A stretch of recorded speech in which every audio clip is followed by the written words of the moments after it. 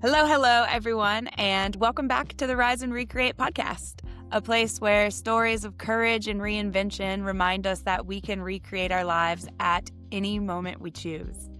I'm your host, Rachel Shaney, and today I'm joined by a beautiful guest, Mel, owner of Now in Zenergy. Through shattering old identity beliefs, Mel discovered that true success comes on her own terms, and now it's her life's mission to help others see that for themselves. So, Mel, thank you so much for being here today. I am so excited to see how this conversation unfolds, and I'd love for you to just introduce yourself to our listeners and share a bit about where you're at today. Awesome. Thank you, Rachel. I'm so excited to be here. And I just love rise and recreate, right? Because that's that whole piece of, I feel like we oftentimes just allow life to happen for us. But we have the opportunity, like we are the creators of our own life and we get to choose. Like you said, at any moment you can recreate. And that is what I do. And that's how I support my clients with Now in Zenergy. So I am the owner and founder of Now in Zenergy. And Now in Zenergy came out of my personal experience. And I just love helping mainly, I work with women entrepreneurs, highly successful entrepreneurs, professionals, corporates who are, they're doing all the things. They're successful. And, on the outside, everything looks great. But on the inside, there's something happening. And I just love the fact that I can support and help them see that there is a different way. And that is what, through my personal journey, through supporting my clients is, you know what, you get to create the life that you want and you get to choose and you get to decide what, when, how that is. And that's what I love about this because when we can reclaim our power, our confidence, then we become unstoppable. So I love it. And I love supporting and helping women find that for themselves.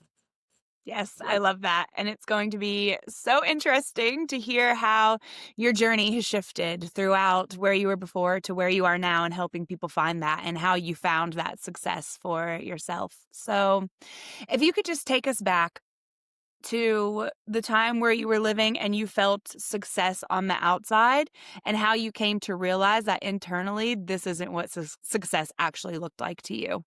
Yeah, I think so many people see this. Back in the day, I mean, I have, almost 20 years of corporate leadership experience. And, really honestly, even if I go back to childhood, I was always that person who was always reaching for that next level to do that next thing. Achievement is something that it's just always been part of my life. Success has always been, I set the goal, I achieve the goal, and I'm like, here's what I want to do. And I would figure out a way to make it happen. And then, you grow up and you go through life. And then, I end up in corporate America and, love it. And it's great.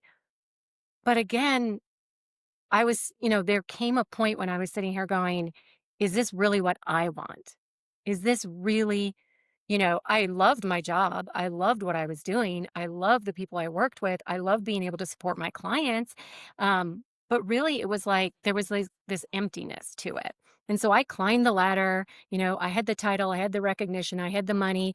And, everyone around me was like, oh my gosh, you have such a great life.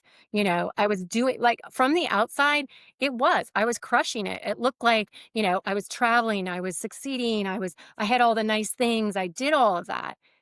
And then one day, everything came crashing down.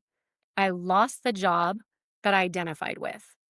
I lost my relationship because, let's be honest, I wasn't even present in my relationship because I was always so focused on what I was trying to accomplish or do, or, how could I get that next recognition or validation? And then my health suffered. I mean, I lost all of that in a matter of I say in like that. To me, it was like I got hit by a Mack truck. But we can talk about that in a minute. But really, I mean, this was a cumulative effect, right? This was what was happening. But in one day, I lost everything. I was at the lowest point, I was in bed for 3 months. I couldn't even get out of bed. I mean, it took everything possible for me to get out of bed, go to the bathroom, take a shower. Mm-hmm. And for 3 months. And in that time, I finally had to decide there was that point. I had to choose. Do I just kind of pick myself up here and just carry on with what I was doing? Or do I choose something different? Because through that process, losing the job, losing the relationship, my health suffering, like everything that I thought I had, it was gone. Hmm. And here's the thing, all that traditional stuff, because I've done all that stuff. I've done the traditional things, traditional medicine, traditional therapy, traditional, the quick fixes, drink the wine, do the, emotional eat, like all those things. I did it all, but that wasn't what was at the root of it. And that moment, which was pure hell, actually, but it was the best thing that could have happened to me because at that moment, I had a choice to decide which direction am I going to go. And I chose to say, there's got to be more. There's got to be something different. And what I realized is it wasn't all of that quick fixes. It wasn't all of those external things. It all started with me. And when I started to recognize that and understand that, that's when things started to change for me. That's when things started to shift. So through that process, I rebuilt my life. I was still in corporate, but I rebuilt my life. And all of a sudden, everything became easier. I was able to I was achieving more with less effort. I was, enjoying my life without feeling like, if I'm working, I'm missing my life, or if I'm in my life, what am I not doing for work? And all of this balance started to come back into my life. And it was a journey. And that's why I always say it's a journey. This is a process. And through that, I became to know, what does Mel want? And what do I want to do? Because when we come from that place of why is this important to me? What is it that I want to do? Then we are able to do more, like, right? Everything just comes balanced. Okay, that was a lot that you just shared with us. And there's a couple of key points that I heard that I think will hit people differently because a lot of times when you hear of somebody having a big breakdown like you had, um, the story usually behind that is how much the person did not like their job. And the way your story is different is that you loved your job. You loved your job so much that you put all of who you were into the external, and that's what you identified with. And so when all of that was taken away from you, it was like you didn't even know who you were anymore. So Mhm. could you just take us back to what you were feeling in that time when it felt like you didn't even know yourself or what it was you stood for? Yeah. Rachel, it was such a crazy time for me because, like I said, everything I identified with that job, with that career, with what I was doing, and to have that ripped away from me, I mean, that was when I felt like I failed. I felt like, what did I do wrong? Like there was that first moments where like I was very hard on myself because I did that to myself, right? Like, see, you didn't work hard enough. You didn't do enough. Everything came flooding back to me. It was my fault.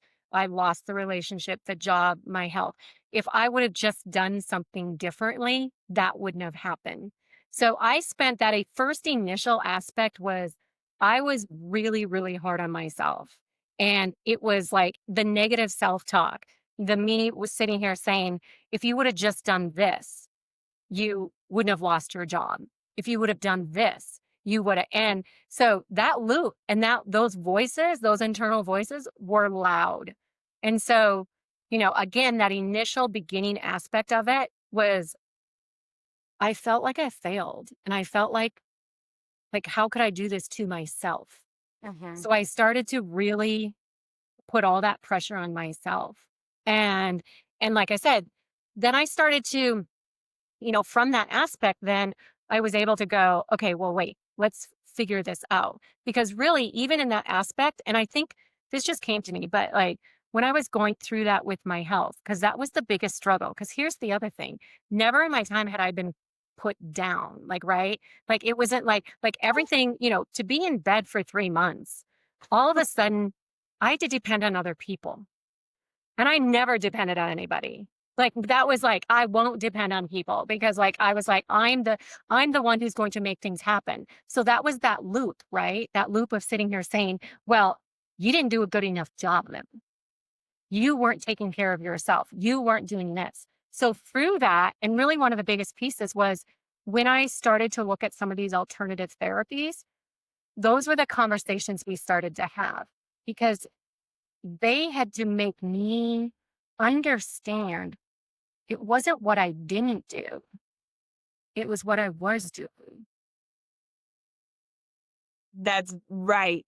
It was almost like you're like, "Okay, this is where my life is, and now I have to take radical responsibility." And for someone who sounds like was so independent, there also was a shedding of this old self of being hyper independent and figuring everything out on yourself, all by yourself with no one else because you knew you could only count on you. And then the world came crashing down around you and put you in bed for 3 months, so you physically had no choice but to depend on other people. That is wild. And so during this process, in the moment, everything probably just felt like life was shattering and you didn't even know. So when was the moment when you started to see the light and realizing that I have the power to change this situation? Yeah. I would say, again, you go through that cycle of that negative, which again is really kind of like human nature. We are as humans very hard on ourselves anyways, and we are kind of wired that way, right? And so it was, I mean, through this conversation and with I just remember I had somebody, in that alternative world who was like, "Okay, let's start peeling some of this away." Mhm. Um I would say it was probably about a month or, you know, because I started seeking other options because that's when I was like, okay, that was the question is I'm like, okay, what do? You're just going to put this all back together as much as you can and then move forward. Or are you going to change something? And that was the thing. But I think it was her and her having those discussions of saying, helping me to see it in a different way. Cause I see this in my clients all the time. Because, right, you're a high achiever, you're successful. Like, you know how to get shit done. Mhm. I mean, like, that's the thing is this is your life. You know it. And then to have it come crashing down like that, like, sometimes we have to have that outside perspective of saying, okay, well, it's not what you were doing, and it's not that you did something wrong, but now what can you do to support yourself? Because, I mean, I'll get real here. Even before the crash came, people would say things to me. Like I would say I have a team of people who support me because I did take care of myself. Like that was the thing is, even being successful, like I knew how to take care of myself. So I did things for me, but there were times when they would say things to me. And again, I wouldn't identify with that because I'd be like, that's not me. They're like, you Mhm. need to take some time. You need to slow down a little bit. You need to, because everything I did in my life was 150%. There was no on off switch because I thought that's what you needed to be successful. If I was going to achieve, if I was going to climb the ladder, I had to just keep going. So looking back, there was, and that was where I think that pivotal point for me was those things that we heard that we chose to ignore started getting a little bit louder for me. And the conversations with her saying, okay, let's look at what was really going on here. Because let's be honest, the reason I wasn't doing all this other stuff or the reason I didn't want to slow down was because I didn't want to look at myself. I didn't Mhm. want to look at those things that I knew were there but I didn't want to admit to myself because again, it didn't go with, hey, I'm this successful, ambitious woman. So there was that n- disconnect there, right? So I would Mhm. just push it down. So through that, and as those voices got louder again of saying like those things that we hear, because we all, and that's my thing is I'm like, I don't want everybody to have to go through a big major breakdown. And I don't believe you have to go to a breakdown before you can start to catch this. But there were signs before, but I chose not to listen to them. So Mhm. that's that big piece. So those signs started to get a little bit louder when I created this space because what am I going to do? It was that whole thing of like, I had to take a hard look at what was happening. And so through those conversations and then allowing the space for those, signs to actually kind of percolate and come up, I was able to start to say, okay, I got to do something differently here. Like I'm the one who has the choice to do this. It's like what you were talking about recreating. That was the Mhm. point when I was like, okay, I get to choose now. I get to decide how am I going to do this? How am I going to navigate this? How am I going to rebuild this? And it Okay. started with such tiny steps. So this is very interesting because there's a couple of things I hear inside of your story. And one is through it sounds like from early childhood and through your entire career, it sounds like there was a big sense of control, that you Mhm. had control. You knew how to take care of yourself. You knew how to fix things. When you wanted a goal, you knew how to achieve it. And I'm curious to know if there was a part where you accepted the surrender and gave in to the surrender. And on the back of that, if there was some kind of spiritual breakthrough as well, where you realized that maybe it wasn't just you and your human body pushing against everything and Mhm. trying to control it. So I'd love to hear that from Yeah. you. Well, surrender. It's something I still work on today, like, right? But you're exactly right. Like that's why I look back at it and say, like I said, there were signs, there were things people were saying, and I was like, push, push, push it away. And then that's why I say, no. It's like the universe will come at you. And the Mhm. universe was like, I was telling you, I was doing this, I was giving you the sign. You're not listening. So here, let me slam you up against a wall. Now do you that's literally this is how I vision it. Is like, and now it's like, now do you hear me? Now are you going to stop and listen? I still resisted the surrender. And it is something I work on all the time because even when you ask that question, what did this do for me? I resisted it at the very beginning because I was like, no. Because, like I said, I couldn't do anything. Simple as like even walking. Like they were like, okay, you can't even get out of bed. And I'm like, no, I got to work out. I got to do this. I got to, find a new job. And it's like, surrender, surrender. So that was not easy for me. So it was this game that I played with myself. And honestly, it's, I've had to build not resistance, the resilience to Mhm. allow that surrender. Like, right? Mhm. Because and I think about that a lot. This had to happen to me for me to create the change. It had to happen to me because I was not going to stop what I was doing. And this is why. And so, like I said, again, there's a higher power, whatever it is that you believe in, there is a higher power there. And that was the way of them saying, okay, you're not getting the small signals. So we're going to give you the big one. And now do you get it? And again, in that moment, I had the choice. I didn't have to go the other way. I could have continued going that way. And so surrendering is something that I continue to work on. And I've gotten better and better at it. And through that, so like you were talking about the spiritual breakthrough, this is where I dabbled in some of these alternative methodologies and these, ways. I dabbled in it. But that was what sent me on that pathway. And that's how literally through so many alternative methodologies, the spirituality, like all of that was opening up. And that was the thing is like, I had to surrender control. Mhm. And I will tell you what, I never, to that point, and that's why it was this like, it was hard for me in the beginning, even as I was trying to rebuild myself, because I would sit there and because I was always like, let me do this. And then I'd get pushed back again. And so part of that was building that resilience. Part of that was building that saying, okay, okay, you still didn't get it. So we're going to knock you down here a little bit more. So through that is when I started to open up and really start to actually, what I would say is regain that connectiveness to myself Mhm. and really understand that because it was there, but it was very surface. Like that's the other thing I always say is like, I was already in some of these in this alternative world a little bit, but I expanded it. And now, like, it's such a big piece of who I am. And so, without that happening, I don't know. And the other thing is, without this happening, I wouldn't have my business today. Absolutely. Yeah. Divine intervention at its finest. Yeah.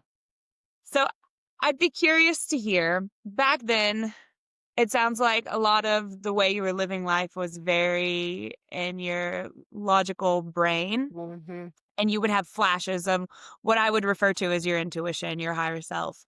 And the glimpses weren't enough back then. And now that you've integrated all of this into your life, can you explain to people how you differentiate between what's happening in your logical mind and what that deep inner knowing, that intuition, that voice, what does that sound like to you? Yeah. No, that's such a great question. That's really like really the at the root of the work I do now is right because it is. It's that mind and heart space, right? Mhm. And really we want to be in alignment with that. And um society and life and everything is it's meant for us to be in our logical mind. It's meant for us to be up here. We're thinking, we're doing all this. And that's good, but really it's our heart self that comes our true self. And so for me now is it's really integrating, having in my daily routine, having and understanding, like developing that relationship with my true self. The most important relationship you will ever have is with yourself. And most people don't have that. And to your point, I had it or thought I had it, like right? Like because I did have. And that's the thing. That's why I was like, I'm taking care of myself. I'm doing these things, right? But there was a side of me where I had some of that connectedness, but I didn't have true connection to that. And Mhm. so through this process, it really helped me like regain that relationship with myself. So how do I keep that separate? Like always, it's always like I come back to myself. And this is really where I teach people of how do you create that groundedness and that connectedness to your true self? Because when you function, operate, respond, you know, come from that spot, that's your true self. And you will always do right by that because it is your intuition. It is your true self, but you have to slow down. Like that's the thing is it's like you have to slow down to create that and to build that connection. So it's like that whole thing of building that resilience in of like, building that part self, your true self. Because here's the other thing is it's there. Like when we're born and as little kids, we are our true self. Mhm. We are there. That is who we are. And then it's life. It's all the things that come at us. It's all the things. It's the people, our surroundings. It's what we listen to. It's what we hear. It's what all of that stuff. Then we start to formulate those beliefs, those thoughts, those patterns, all of that. And most of the time, and that's why I always think like as an adult, this stuff all shows up as adults. Like, right? But most of it we acquired when we were kids. And most of the stuff that is impacting us we didn't even do it consciously. It was just like we just attached ourselves to it and they became these patterns. And as we wire those patterns, then it just fires like that. And so this is where when you can connect to your true self, you start to rewire that and you start to see again, recreate like you're saying. You literally get to recreate who you want to be. But first you have to know who you are. And Exactly. also, and again, it's not like that traditional because a lot of times people ask me that, like, we've all been through therapy, we've all done the talk stuff and all that. And again, talk therapy, what is that? Mind. We can sit there, we can talk through it, we can talk through it, and you're like, okay, great. But what did we do? Mhm. And that's why, like, that connectiveness and that through that process of me rebuilding myself, I expanded that relationship with my true self. And I mean, I just finished up a group that I was working with. And I said, this is why people don't do this work because it's I don't want to say it's not easy, but you got to get real. You got to get vulnerable. And through my personal journey, same thing. Surrender. I didn't even know what surrender was about. Like, right? Not having control. I didn't know what that was about. So you have to get vulnerable and you have to allow yourself to surrender and allow yourself to see, like, it's not that you're doing something wrong. It's just that, you know what? You can do it differently. And you can lead from your true self. And when you lead from your true self, it's ease, it's flows, it's, all of a sudden you're present in your life. Your relationships become better. You're able to have more success. You're able to do more with less time. It's all of that. But it all starts with developing that relationship with your true self. So, knowing what you know now about developing this relationship with your true self, if you could go back and meet that version of you that was laying in bed thinking her life was completely falling apart around her, what would you tell her in that moment? Ooh, that's a good question. What came to me was you don't have to do it alone. Mhm. And because it's interesting.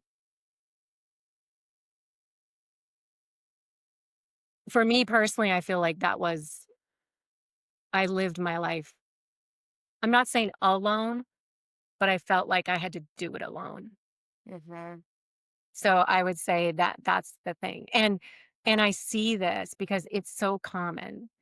Because Mhm. as a high achiever, as an ambition, woman, um, like I said, we know how to get stuff done. But again, we don't have to do it by ourselves. We can have support because sometimes, again, those beliefs, those thoughts, those things that, we've picked up over the years, we believe that that's weakness. We believe and I mean, that was me. I believe that that Sure. was weakness. So you don't have to do it alone. So there's two things here. Before I get into the belief question, I would just like to take a moment and let people just sit with this and have this one realization that I just learned just a couple of months ago when I finally broke down my hyper independence. And I realized that me personally, when I give to other people and I help them, it brings me immense joy. Mhm. And when somebody reaches out to help me and I shut them down because I have those beliefs that I don't need help, I can do it myself. When I thought about it as me in their shoes, I realized I am actually taking a moment of joy away from that person. Mhm. Mhm. And so just realize that you are not it, it is okay. It is completely okay to accept help from other people because you Yeah. might be giving them that little spark of joy that they needed in that moment. Yeah. So, you mentioned something very important here too about beliefs and the beliefs that you had of being hyper independent in general of I believe nobody else will take care of me. I believe nobody else will help me.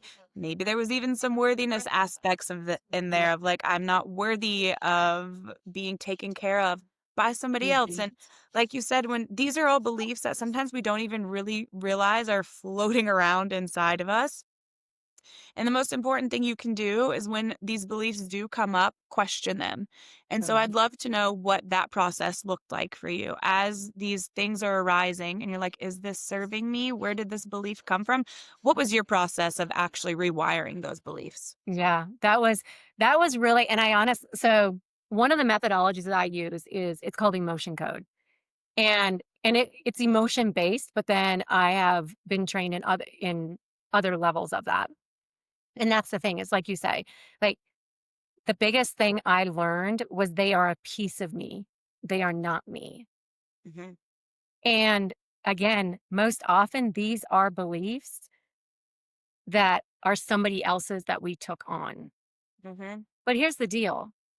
We are. Like, the way I was raised, the way I grew up, like, I was raised, like, you know, they wanted to raise me as an independent, somebody who could take care of so it wasn't like they were doing something wrong, but what it was too is, like, think about even when you're little, like, even like, say you fall down, you skin your knee.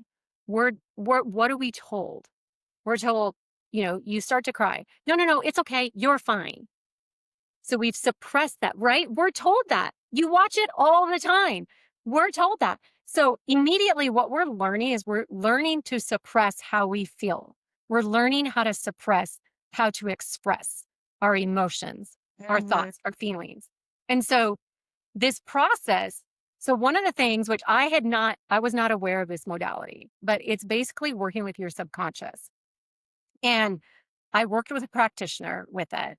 And most of the stuff, and it wasn't like a one session and done, but again, it's layers. All of this is layers. Like, right? Like, think about it. We are here at life today, as we sit here today, we are a combination of every single experience, situation, conversation, anything that we've taken on. And our subconscious holds all of that. And our subconscious runs 95% of everything that's happening to us today. And that's why, like, so often we don't even know what's happening. We don't even know that we have these beliefs. So I started working with this practitioner and she started peeling these things away. And again, very non invasive. And it's different, like different than talk therapy because, like, we don't have to figure out why this was happening. what it is when your subconscious identifies this and says, "Hey, okay, I'm ready to let this go." Peace. I always say better out than in. Like, right? Yeah. Let it go. We don't have to figure it out. We don't have to figure out what happened. We don't have to figure out any of that. Now, through the methodology, we can get answers and we can get some of that information, but it's not necessary. So we started working and we started peeling those layers away. And one thing I remember of that when I first started was most of the stuff that was coming up wasn't even mine. It was intergenerational.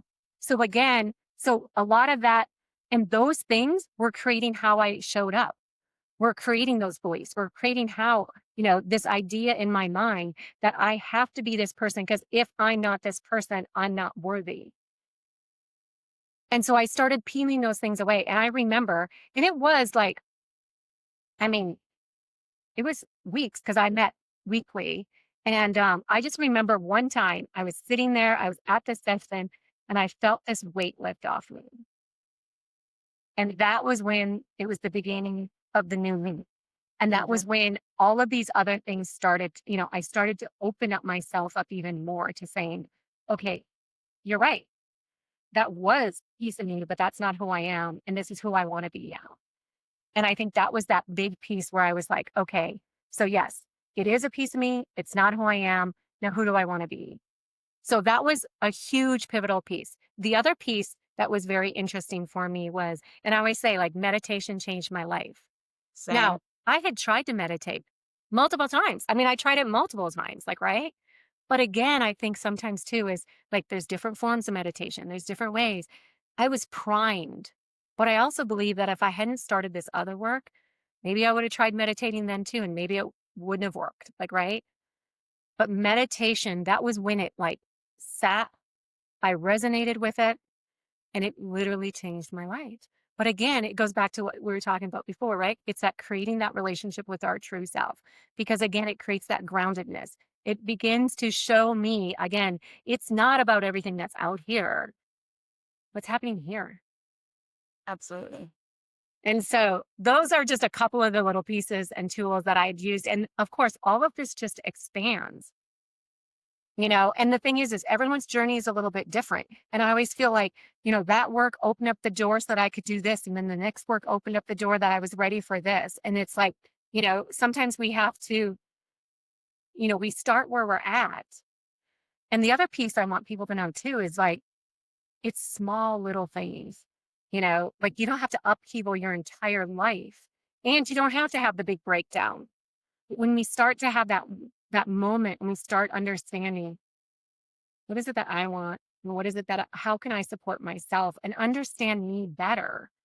So that is like a big piece of it is like most of my work, it's all subconscious work. It starts with the subconscious. So that's where you start to rewire. So then you start to identify what are those triggers? What are those beliefs? What are those things that are, you know, putting you in that situation?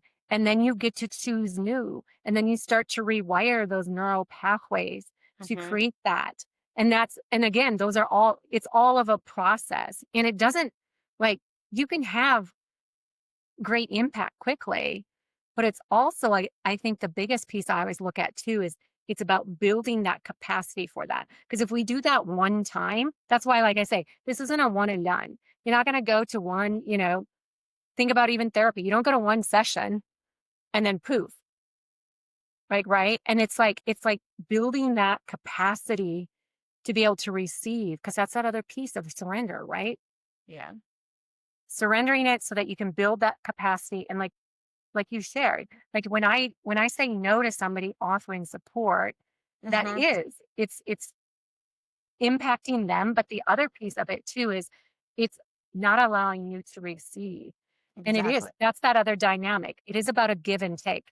And I didn't know, I mean, you kind of know it, like, right? You kind of understand that. But it was all about what can I do because I was so dependent on external validation. And when you start to build that resilience of giving and receiving, it all expands in both ways, but it's a Absolutely. practice. Yeah. So, couple of things from everything you just shared. It's important for people to know that this path is constantly unfolding, and it is just a journey of figuring out which tools work for you in the moment, and that could lead you to another tool. You might try something one day and be like, meditation, this isn't for me. And maybe Mhm. you just aren't ready for that at that moment. And there's so many other modalities that you can try. And through there, the path does evolve. And one other important distinction, because we've mentioned, like, working on yourself in therapy, and a big belief shift that really changed everything for me was realizing that it's not this just constant path of healing and unraveling Mhm. who you are. And when I switched my belief to it's more of me walking this path of expansion and evolution, and with the time that I have on this planet, why not try to be like different versions of myself where I feel better at each version? And so instead of it just being this constant path of healing, I actually look at it as this constant path of growing and just seeing, how big can my energy get? How happy can I be? How much joy can I spread to the world? And just that shift alone took a lot of the heavy denseness out of it's not just you trying to fix yourself forever until Yeah. you go. Yeah, I love that too, Rachel, because right. And I mean, sometimes I think that because people are like, it is kind of work, like, it and it can be because 'cause you're being vulnerable. You're getting Mhm, to know yourself. You're surrendering, it's all of that, and like you say, like, this is not like, "Oh my gosh, this is all I'm doing." But the other piece I see too, even in my work is, right, you expand to a level, like, right? And then you're, like, living it, and then there's another level of awareness that shows up. But it's not I loved what you're saying because it's not a path of, like, I'm in this constant path of healing. It is mhm. growth. It is evolution. It is elevating to your best self because that's the thing. Like, if you really think about, what do we truly want as a human? We want to be our best version of ourselves, like, right? And we do have to go through those little steps. And who knows? Like, my path is going to be different than your path. So it is that whole point of, you know, being into that because I also think you have to be at that level for a bit. And I think of my personal journey is Yeah. I couldn't have gone to something that I do today in the very beginning. Number Mm-mm. 1, it wouldn't have resonated with me. Number 2, it wouldn't have happened, like, right? So, it is a journey, and it is a process of being able to, like, evolve and elevate at your pace, and it's not about, "Oh, here's something else that's wrong with me," or "Here's another thing." It's not that. It's about, like you said, it's that curiosity of, like, "What's next? Mhm. What's next?" Because here's the deal, anything is possible for us, anything. And we only see about 10% of what's possible for us because there's a whole other aspect to it that we don't even know what's Nope. possible. So that's that part of being open to that expansion and being open to say, I don't know, curiosity. Because I'm always like, well, what if? Yeah. What if? Like, what would that look like? Who knows? Like, right? And that's the thing. And you always hear these beautiful stories of people of like being open. And I think through my journey, that is one thing that I have that has served me so well. And before that, I wasn't open to that expansion or open to that curiosity because I was in control and I was going to control exactly the trajectory of my life. Yeah. And when we have that control, we're not being open. We don't have that ability to be expansive. And that's what I think is beautiful. And I loved what you said there because I think it's beautiful that, let's come from curiosity. Like life is supposed to be fun too. Let's be curious about it. Like what is possible for us? It is. It's those questions of what if, why Mhm. not me, Yeah. that really just get the ball rolling. But you did, at one point, you did mention that when you were in the process of rebuilding your life, it sounds like you did have a small vision of where it was that you wanted to go. And a common theme that I've noticed among a lot of people is when you ask them what is it that they want or where it is that they're trying to go, they just immediately say, I don't know. And Mhm. so for somebody who's listening right now that might be experiencing that of just like, well, I don't know. I don't know what I want. Even if deep down maybe they do, how would you walk them through like figuring out what it is that they want from their life? Yeah. That's it's That's actually one of the first exercises we do. And I will tell you, Rachel, I'll affirm with you, it's the hardest thing for anyone to even decide. Because Yep. again, I think where that comes from too is we're not used to allowing ourselves to be open to that expansion, Hmm. right? And I again, I go back to childhood. Think about kids. They're such daydreamers. And some of the stuff that they share, like, right? And again, that's because they're at that point and they're with their mind that they can think of those infinite possibilities. Yeah. Whereas adults, all these things, because again, it's just layers of this stuff. And so it is the hardest thing that my clients struggle with. And so one of the things that we do is it is that aspect. So there are some tools I have, some ways for us to connect to our heart self. And, we do some visionary exercises and really helping them to lead into what it is they want. And I always, the other thing I always do, because we are always focused, a lot of times we're focused on how do we make more money? How are we more successful? How do we climb that ladder? How do you do that? And the other piece of it too is what about, like, how do you want to feel? What do you look like? Because sometimes that's the other part is, can we step away from, again, how are we trying to create this and make this happen in a certain way, to be, how do you want to feel? And a lot of times that's much easier for people to answer. Yeah. Like if you had the ideal day, what would that look like? How would you wake up? What would you do first thing? What are some of the things you do? Who are the people that would be around? Where would you be? What would you be doing? Like all of those things. I feel like when we can get into that, what I call like that felt state, then we can start to say, okay, so now what would that look like in my work? What would Hmm. that look like when I am, you know, with my family? What would that look like? And, how could that look? But so we do some of those exercises, like I said, just visioning, getting them into that felt state of saying, how do I want to feel? Because, like I said, that's a lot easier for someone to answer, right? Than to say, infinite possibilities. What do you want? Yeah. Right. So when you start to say, how do you want to feel? Who are the people you want around you? Where would you be? Like when I think about mine, because like, yes, I was like, how do I want to create? Because I knew I was going back to corporate. At that point, I knew I was still going back to corporate. So I was like, how do I want that to look? Like what Hmm. kind of job, what kind of role, what would I be doing with my days? And it became easier for me to think of like, what am I doing? How am I feeling? Who are the people I want to work with? What do I want to do? Like that kind of thing, to be able to say, what do I want? Big, the bigger Exactly. vision. Does that make sense? Absolutely. And Yeah. also, in the theme of recreating our lives, when you are coming up with what it is that you want, it's not what you want forever and for the rest of your life. It can just be as simple as, well, what is it that I want to experience next? And let me go for that. And how we were talking about the path unfolding, when you just take one small step, a lot of the times you start to build momentum and it's one foot in front of the other and you're working towards maybe this really small goal and it was the only thing you could come up with that you wanted and you start moving in that direction and you know what, from there, oh, another ping, maybe I want to experience this, maybe I want to do that. And so it doesn't have to be this big giant drastic, I'm making this one decision for the rest of my life and this is the only thing that I'm going to follow, because as we all know, a lot of times other circumstances make us pivot in general. So, what would you say to the person who is still feeling that deep sense of control over their life and being like, okay, yes, I hear you guys. This is great. Release control, surrender. What does that even mean?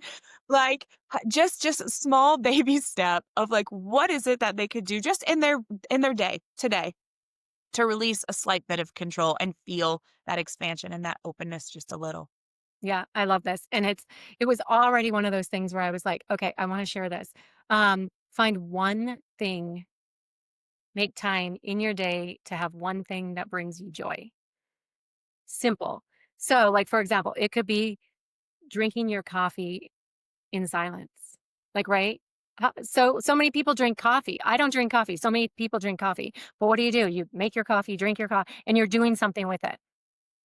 Maybe it's Mhm. just sitting in silence for 2 minutes, 3 minutes, sittings. Find one thing, one way that you can create joy, personal joy that brings you personal joy in your day. Because again, what you were just talking about, when we start to make those small little micro shifts, and that's what I'm all about, is it's not the big giant change that's going to create the big aha. Same thing, even in my journey. It wasn't that, it was the small little changes I was doing every single day that then started to create the new way I show up. Yep. Right. And so joy is something. And I feel like, when we're going all the time, because let's get real, like we all feel like we're pressured to go all the time. Right. So Yeah. find one thing in your day that brings you joy. And it could be drinking that coffee. It could be, taking that walk. What is one thing you can do for you that brings you joy? Because as you do that, to your point, like attracts like. So then all Mhm. of a sudden, there's going to be another thing that brings you joy. And then there's going to be another thing. And then all of a sudden, you're going to show up and you're going to be like, oh, well, wait, I don't really need to, do it this way. I can surrender a little bit. I can, it's that part of us building that resilience again. And so Mhm. I always say, when we're a control person, we think that's what we want. And we think that's making us happy. I'll challenge you all. It's probably not. And so for me too, I thought that was what was making me happy. And that one thing of saying, what do I want to do? What do I want to do? What's one moment of joy? One thing. It could be maybe somebody loves a nice piece of chocolate and you sit and you enjoy the chocolate without on your phone, without reading emails, without all that stuff. Take a moment for you. That will create the biggest shift for you to start understanding that it's not all about that control. It's not about that pace. It's about you. And when you start honoring yourself more and you start doing that, you will create that momentum. And then all of a sudden you'll want to create. And it's not that even you want to do it, it'll just naturally happen, like you were talking about. It just naturally happens because it's a snowball effect. Like It attracts the like. And the more that you focus on that positive, that joy, and we didn't get into all of that, but like when we start talking about, it's that frequency, it's that, you know, vibration. What are we putting out? The more you put out something, you're going to receive that back. So the more joy you bring, you're going to experience more joy in your life. And that joy will then also start to help you understand, like, where else can I create that joy in my life? It'll just naturally happen. I agree. And that just made me realize that we're going to have to do another podcast together because we have a whole nother realm that we need to deep dive into. Because there really is so much there about the compound effect and the momentum and how just those tiny little sparks of joy in your day really do compound to where you're living a life where you're like, wait a second, I have just raised my frequency to where maybe I felt despair all of the time. And I hated my job. I hated this. I hated this. And it doesn't have to be this big explosion, which I've experienced both in my life, but it doesn't have to be this big explosion. You don't have to hit rock bottom. There really are these small little moments in your day that just compound over time and grow bigger and bigger and bigger. And then there's a whole realm of energy work we can get into. So, Mel, we're definitely going to have to meet again and talk about all of that. I would love to. But with this interview coming to an end, what two things? What would you like to impart on the people listening if you just had one overall message about somebody who is like feeling inspired of, okay, I can recreate my life, and they're starting to have this belief bubble up that maybe this is possible for me too. One, what would you say to them to help them build that momentum? And then if you'd like to tell us where everybody can find you and a bit about the work you offer before we close this out, that would be great. Yeah, thank you. No, this has been so fun, and I agree with you. I mean, I could talk about this all day long for days. Um, so the one thing I want everyone to know is it's possible, and you are the creator of your life. Mhm. And what anything that has happened, anything that you've experienced, you know, anything that you want to change, you can change. and I've seen it. And so this is the work I do is I support others in creating that change. And we've all tried the different things, but the one thing is you are the strategy. You. And when you can believe in that, and when you can see that, and I get it, sometimes, we we feel like, we want the easy button, right? But it begins with you, and you can create that change. Um, so yeah, I just want everyone to know that it is possible. And so to find me, like I said, a lot of my work is I work one on one, I work in group settings, I do private, and I love this. I love just really helping others see this possibility for them. And so you can find me on Instagram, Facebook. I'm at Now in Energy. My website is melcunningham.com. And I would invite anyone who's curious or wondering, or, if you have questions, let's just have a chat. No strings, nothing, I'm here to support you because I believe in this and I believe that we all have this possibility and it's all possible for us. So any way I can support you or help you, I would love to just have the conversation. I love this. I'll have all of her links in the show notes below. And this has been such a beautiful conversation. I'm really looking forward to when we meet again and dive a bit deeper into the energetics of Mhm. all of this and how it all can unfold for everybody in a very simplistic way where we break it down of like it doesn't have to be hard and it doesn't have to feel like work. It can just Mhm. feel like play and joy and love. And next thing you know, you're living a life that you've created and you're thriving. So thanks again so much for being here. This was an absolute pleasure. And I look forward to speaking with you again. Thank you. Thank you so much for listening to the Rise and Recreate podcast. I hope Mel's story shifted something in you and made you realize that you can shift your beliefs too. And I look forward to seeing you next time. And until then, just know you can recreate your life at any moment.